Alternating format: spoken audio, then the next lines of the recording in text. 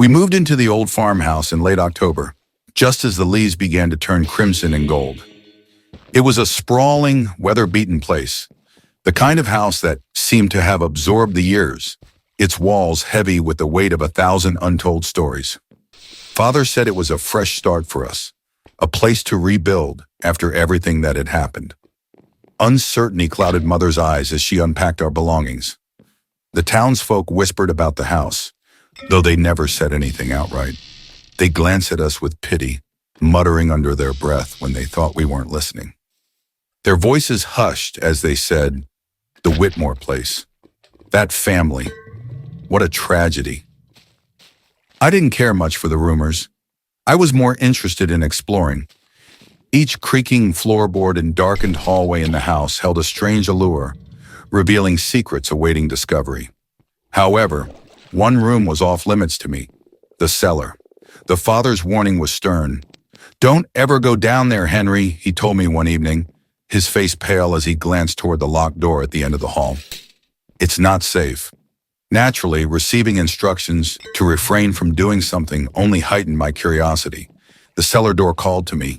Its iron handle was cold under my fingers whenever I dared to touch it. I could feel something behind that door, something alive, breathing in the darkness below. A week after we moved in, strange things began to happen. It started with the smell, an acrid, burning scent that wafted through the house at night. It reminded me of the time Father burned the old furniture before we left the city, the smoke curling into the sky like dark, twisted fingers. But this smell was worse, a mixture of burned meat and something sweet, like rotting fruit. The mother dismissed it as nothing. "It's just the old pipes," she said, though her voice wavered.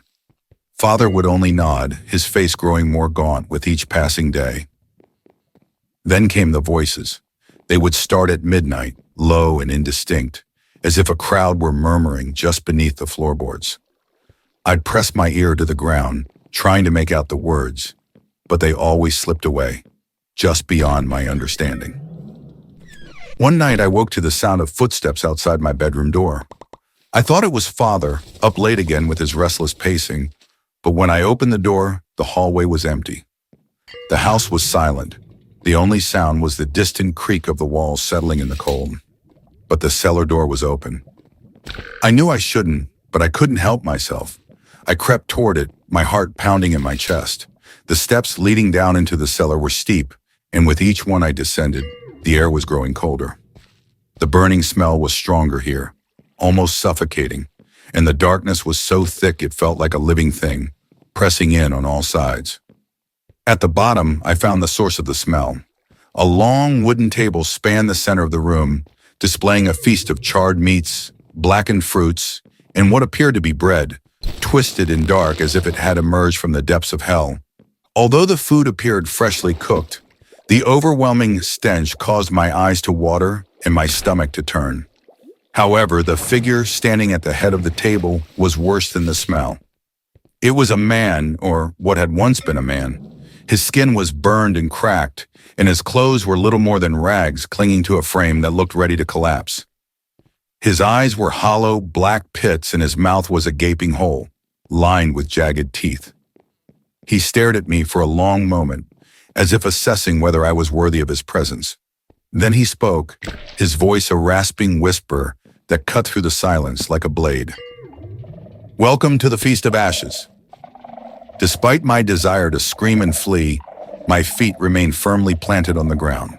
The man's hand, skeletal and charred, gestured to the table. "Eat," he commanded, his voice growing more insistent. "Partake in the feast." I shook my head, backing away, but the man stepped forward faster than I could react. His hand shot out, grabbing my wrist with a grip that burned like fire. "You must eat," he hissed, his breath hot and rancid against my face, "or you will join us." I wrenched free, stumbling back up the stairs, the man's laughter echoing behind me. The cellar door slammed shut as I reached the top, and I collapsed against it, gasping for breath. Father found me there in the morning, still trembling with fear. He didn't ask what happened and didn't reprimand me for disobeying him. He simply helped me to my feet, his expression grim. "We're leaving," he said, his voice flat and hollow. "Pack your things. We're leaving tonight." As we drove away from the house, I glanced back one last time. In the window, I saw the burned man watching us with those hollow eyes and a twisted smile on his face. We never spoke of that night again. But sometimes in the dead of night, I can still smell the burning. And I know deep down that the Feast of Ashes is still waiting, somewhere out there in the darkness, waiting for the next fool to step into its grasp.